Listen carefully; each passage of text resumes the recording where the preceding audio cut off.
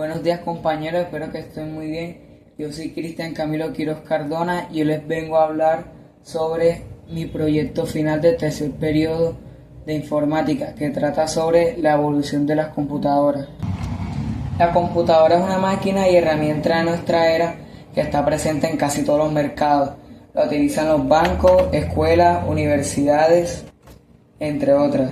Hoy les voy a contar a ustedes la historia de este invento que se ganó un lugar en la historia y que sinceramente sin el día de hoy la humanidad estuviera estructurada de otra manera.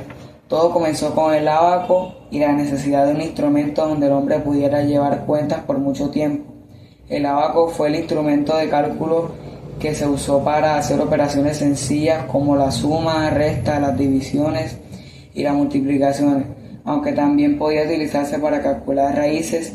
Si ustedes aún se preguntan qué relación tiene un ábaco con las computadoras, debemos recordar que las computadoras hoy en día, que tal como las conocemos, son las máquinas de cálculo más avanzadas y eficientes inventadas por los humanos, y su capacidad empezó a ser desarrollada gracias a inventos muy básicos como el ábaco, que más tarde dieron como resultado otros inventos como la primera calculadora llamada pascalina. Fue el nombre de la primera calculadora que funcionaba a base de ruedas y engranajes, inventada por el filósofo y matemático francés Pascal. Por su creador, esta calculadora fue llamada como máquina aritmética, pero luego fue adquiriendo otros nombres como la rueda de Pascalina y luego Pascalina. Esta máquina fue inventada porque Pascal quería facilitar la tarea de su padre, que fue nombrado superintendente del hábitat Normandia y debía restaurar el orden de los ingresos fiscales de esta provincia. Con el tiempo la máquina se volvió cada vez más famosa y en 1645, después de 3 años de investigación y cerca de 50 prototipos, Pascal exhibió su máquina al mundo, la cual fue cada vez más demandada y mejorada. Esto fue hasta el momento de sus engranajes y formas de realizar las operaciones. Una de las herramientas matemáticas que más se acercó hoy en día a las computadoras modernas que hacen de nuestro mundo a un mundo más conectado fue SALI. SALI fue la primera herramienta que se conoció como computadora. Fue altamente distribuida e incluso utilizada en las elecciones de 1952, dando como resultado el recuento de los votos en tan solo 45 minutos. Después de que cerraron los colegios electorales, esta computadora estaba construida con electrónicas de válvulas de vacío y se programaban con el lenguaje que a día de hoy utilizan las computadoras y se conoce como un lenguaje de máquina. Básicamente, este lenguaje es una serie de ceros y unos que indican a la computadora cuándo debe estar encendido un circuito y cuándo debe estar apagado. Gracias a esto, la computadora es capaz de comprender instrucciones y realizar tareas con una eficiencia de 100 siempre. Y cuando la instrucción está escrita correctamente, ya que de lo contrario no funcionaría, aunque los programas hoy en día ya no se programan a partir de ceros y unos, sino con lenguajes como el árabe de Python.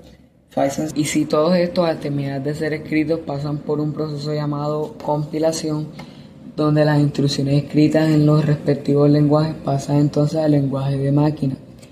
Para que la computadora pueda ejecutar las instrucciones, como dato importante, apunta que las computadoras de la primera generación, como las ALI, estaban construidas con válvulas de vacío y por esto consumían grandes cantidades de electricidad. En la segunda generación de las computadoras, las válvulas de vacío fueron reemplazadas por los transistores, por esto consumían menos electricidad, más pequeñas que las primeras en esta generación. Nacen los lenguajes de alto nivel o los lenguajes de programación que hicieron posible que las computadoras ya no tuvieran que programarse necesariamente utilizando el lenguaje y ceros. Y una de las características más importantes de la segunda generación de las computadoras es que eran computadoras hechas a partir de transistores y que se programaban con lenguajes de alto nivel, o sea, lenguajes de programación. En 1951 se inventa la microprogramación. Esto simplifica mucho el desarrollo de los procesadores y más tarde esta microprogramación fue cambiada por mejores prácticas para esta fecha.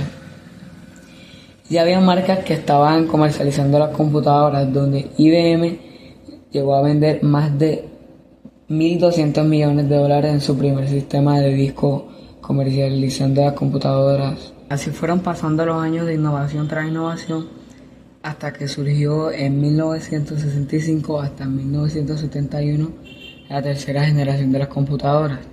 La tercera generación de las computadoras emergió con el desarrollo de circuitos integrados en los que se colocaban miles de componentes electrónicos en una integración en miniatura, y a finales de los años 1950 se produjo la invención del circuito integrado o SID por parte de Jack y Robert, lo que consiguió disminuir aún más el consumo electrónico. A partir de esta fecha se empezaron a empaquetar varios transistores diminutos y otros componentes electrónicos en un solo kit que contenía en su interior un circuito completo con las características más importantes de la tercera generación.